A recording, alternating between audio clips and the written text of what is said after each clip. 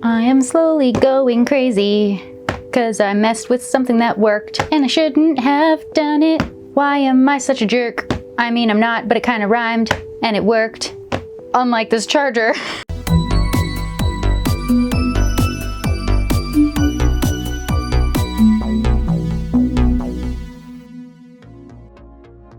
Hey guys, I'm back, and today I'm going to be checking out some new Tubbz stuff, which was sent to me for free. I've got the box here, and I'm pretty excited because we have Jurassic Park stuff, and I recently watched Jurassic Park again just so that I could be ready for this because I have a very bad memory, and I wanted to make sure that I have the characters fresh in my mind so that I didn't have to look up their faces. But anyways, in this box, we've got some stuff, and as you can see, it's not just Tubbz. It looks like they've actually sent me some merch, so let's start with that. Looks like we have a Nintendo Switch case. I'm not going to move it around too much because the crinkling tends to be picked up very well on this microphone. But we will switch down to the table to check things out better in a few minutes, so worry not, my friends. It looks like we've also got a pair of sunglasses, which unfortunately I can't wear because my glasses are prescription, meaning one of my children is definitely going to be stealing that from me. What's this?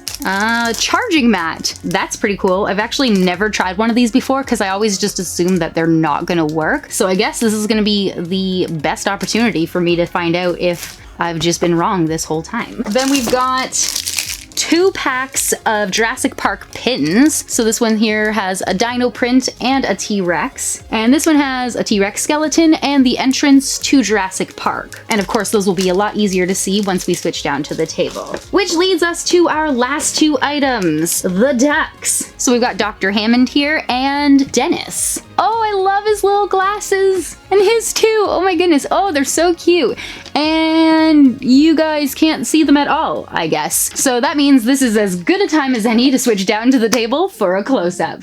And here we go. Hopefully you guys can see everything a lot easier than before. Unfortunately, since there's lots of packaging, we will have glare, so let's speed up the process of removing the plastic to prevent that from happening. And we'll get started with these official Jurassic Park sunglasses first. Can we see? Should we zoom in? Maybe we should zoom in so we could see things a little better. Like that. All right, so this is the front. Basically a nice thick square framed pair of shades with black lenses which are protected by a vinyl film. And they're attached to this black piece of cardboard which is covered in dinosaur bones. Looks pretty cool. Oh, I guess there were little plastic sleeves on the arms. They fell off when I pulled them out. And here's what they look like off the card. So the fronts are all green with a little pop of yellow in the top corner of the frames. And the backs are red, which you would be able to see from just the right angle. The arms are yellow and green and say Jurassic Park with a T-Rex logo, and then on the insides there's just information, but not the information of their size. So I suppose they are a one size fits all. So one second, I'll just try them on real quick. Hold on, can we see? Where's my elbows?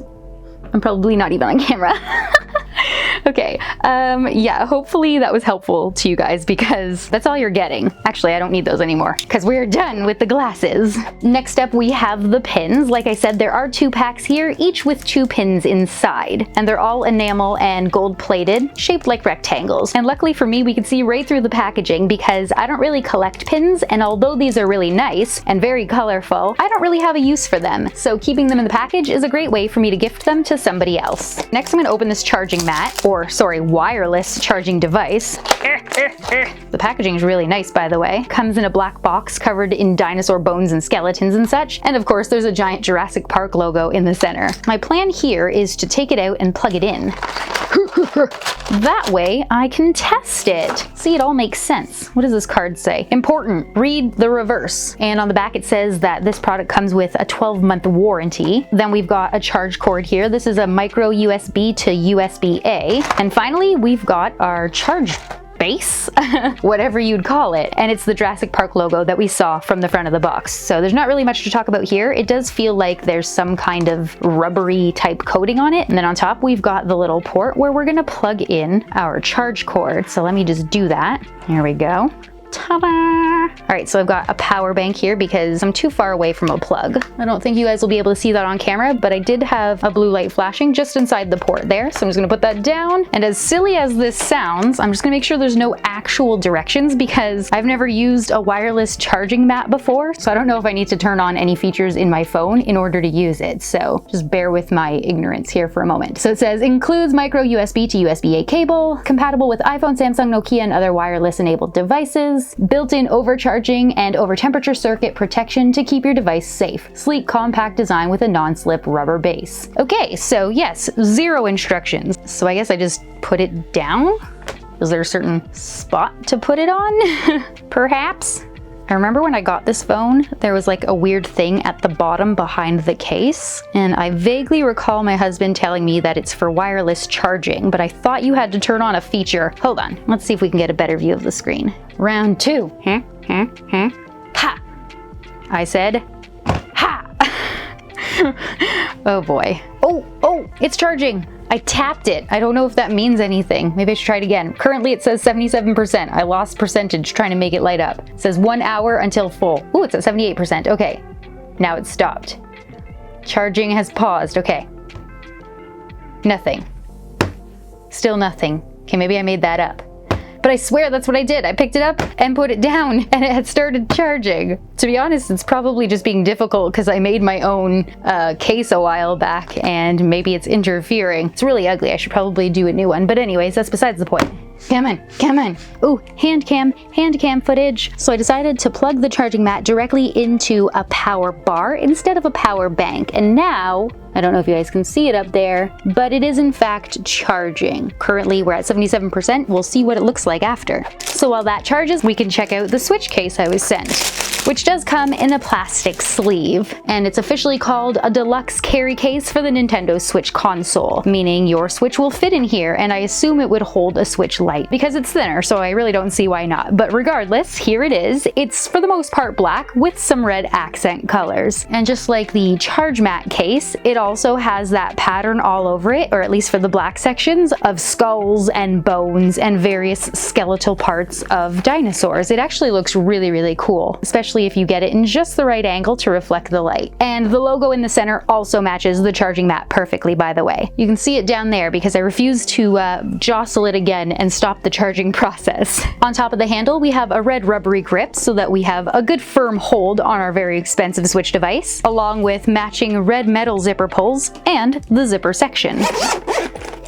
Inside, it's pretty plain. On top, we've got this red netted section here. Then we've got this liftable flap that can hold up to 10 Switch games. Of course, that's cartridge only. And the bottom is empty. So let's go ahead and see if my Switch fits. By the way, this is my Switch grip, which I love because it has a kickstand in case I want to play with the Joy-Cons and not hold my Switch. Also, it holds games in the back, and it secures my Switch when I'm playing handheld and takes away the pain from my wrists because I'm a weakling. So let's go ahead and pop in some games just to make sure they fit. And they do. It's just a red elastic ribbon, so I don't know why it wouldn't have. And now the Switch. And to be honest, I don't know if the Switch goes in the top or the bottom because, believe it or not, I haven't had one of these before. But I think nothing can go wrong if we put it in the top. See, it fits nice and snug, like a nice tight hug.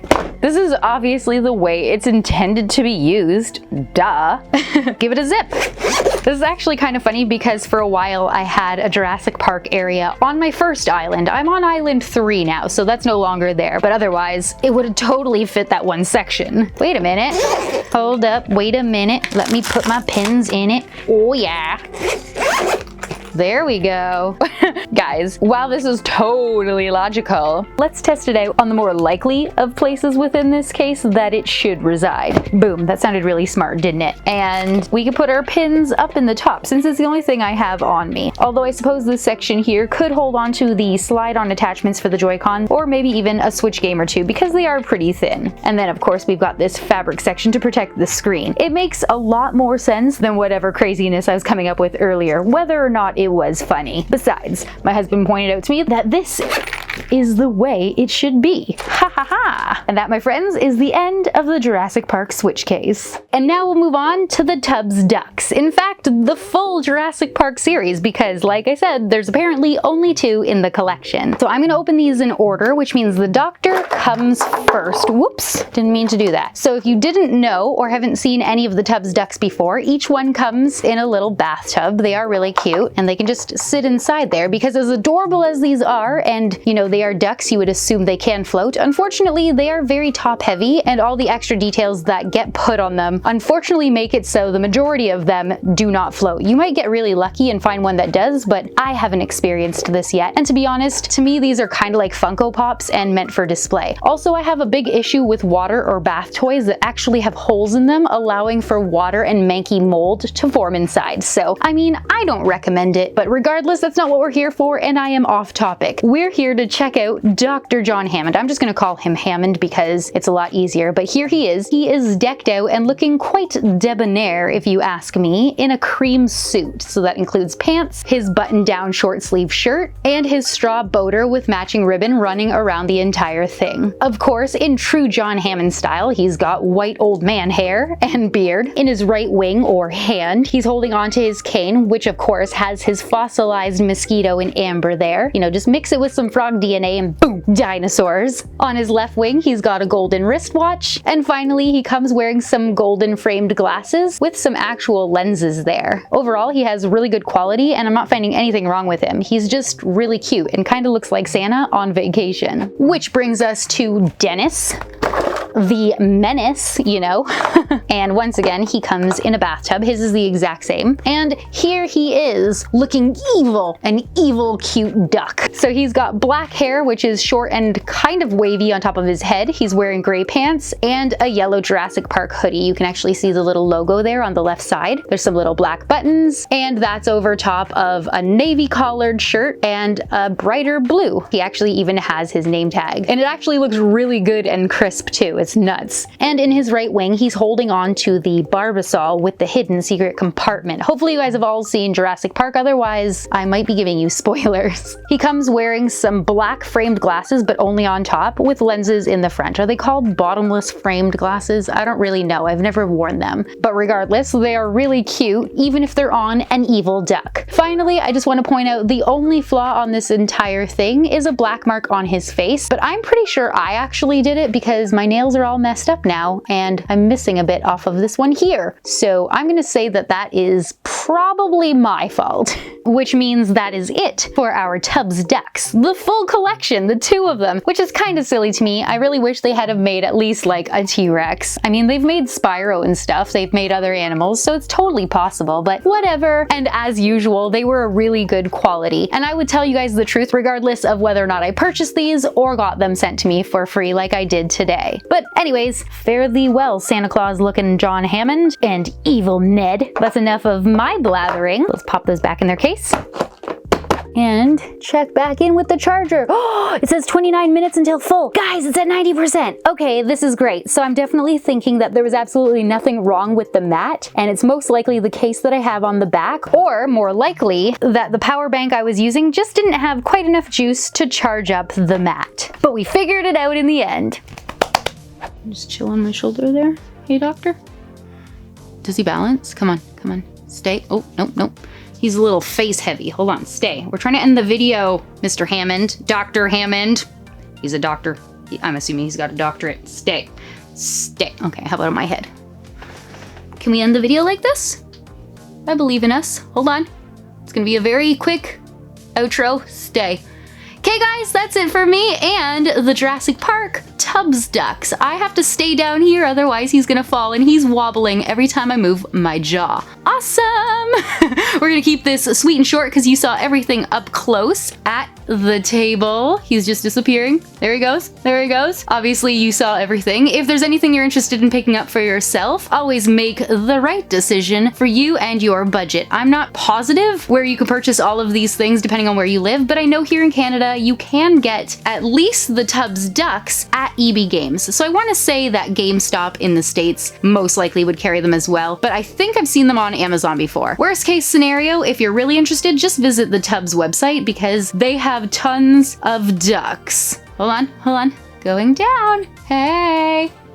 There's something about this one specifically that I really like. I'm not sure if it's his straw boater or his little amber mosquito. They just got a lot of details here right. And his face was just so cheerful in the movie, and I feel like they really got it reconstructed in duck form. I mean, you can definitely still picture him as a fat, jolly Santa in Miracle on 34th Street. I'm pretty sure that he is also in that. Obviously not as Dr. Hammond, but yeah. Maybe the Tubbz Ducks people should venture out into not just fun fandom and movies. Maybe we should get a Christmas line going. Home Alone or Elf, or you know what? It's too early for Christmas and I just hit myself in the face. The point is, he's cute. That's where I'm going with this.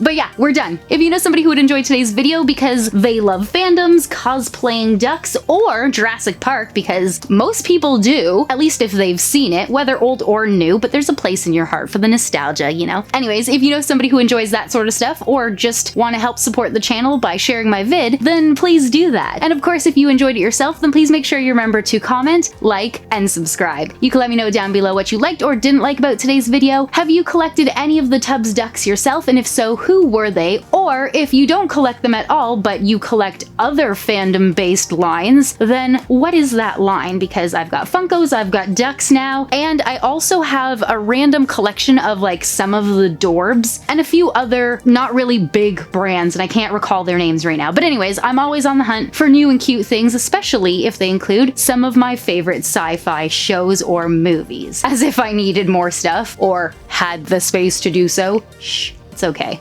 Mike's gonna see this, but he'll just skip over everything that I've said. And the point is, if you've got stuff that you think I'd like or brands that you think I should check out, then stop keeping that info to yourself. It's really not doing me a service. As always, thank you guys so much for watching, and I'll see you in my next video.